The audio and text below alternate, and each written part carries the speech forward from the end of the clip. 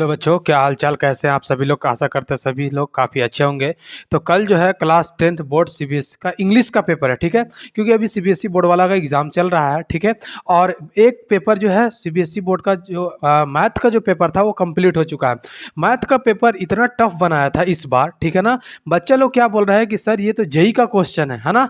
तो कल 21 तारीख को जो एग्ज़ाम होने वाला है, 21 तारीख को जो एग्ज़ाम होने वाला है, 21 फरवरी को, वो इंग्लिश का पेपर है, ठीक है।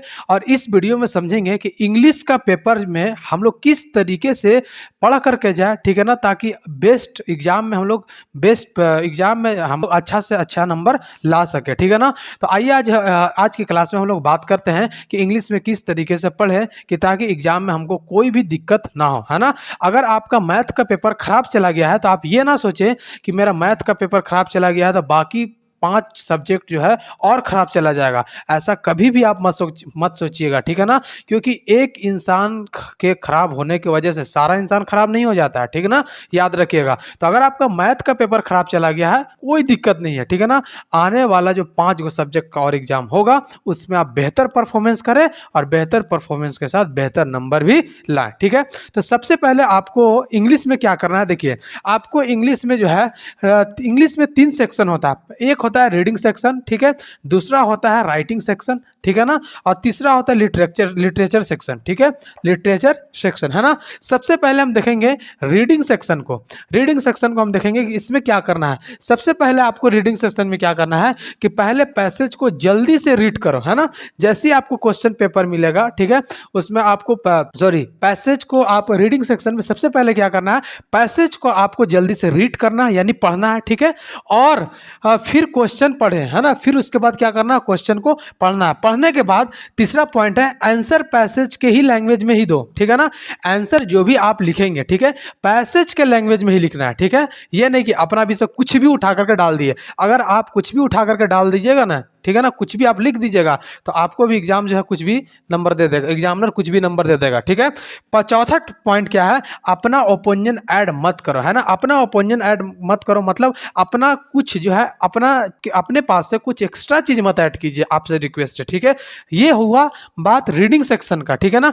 रीडिंग सेक्शन के बाद आता है हमारा राइटिंग सेक्शन। राइटिंग सेक्शन ये होता है एग्जाम का गेम चेंजर, ठीक है ना।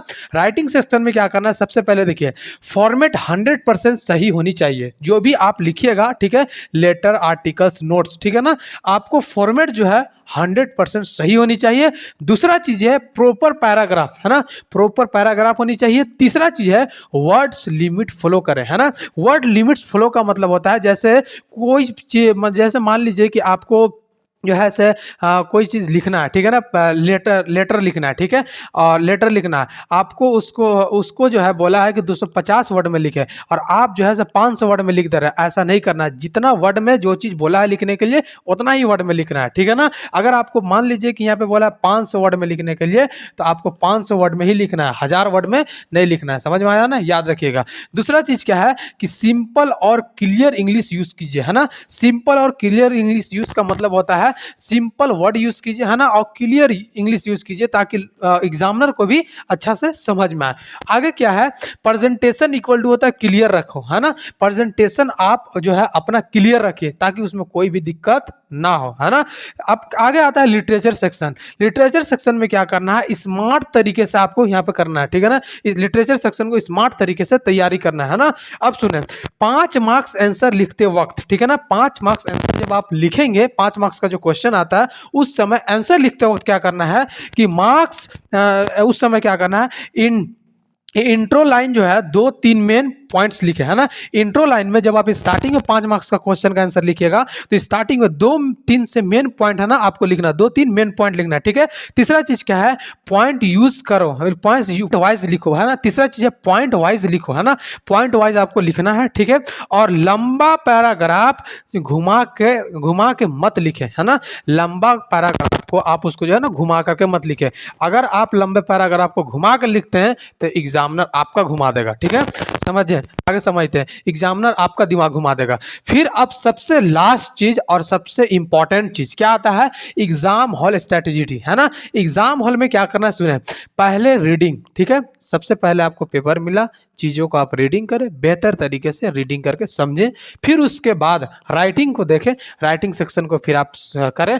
फिर उसके बाद लास्ट में क्या करना है, लास्ट में लिटरेचर, है ना। तो सबसे पहले आपको एग्जाम में जाते समय पहले रीडिंग, फिर उसके बाद राइटिंग, फिर उसके बाद क्या लास्ट में लिटरेचर करना है, ठीक है।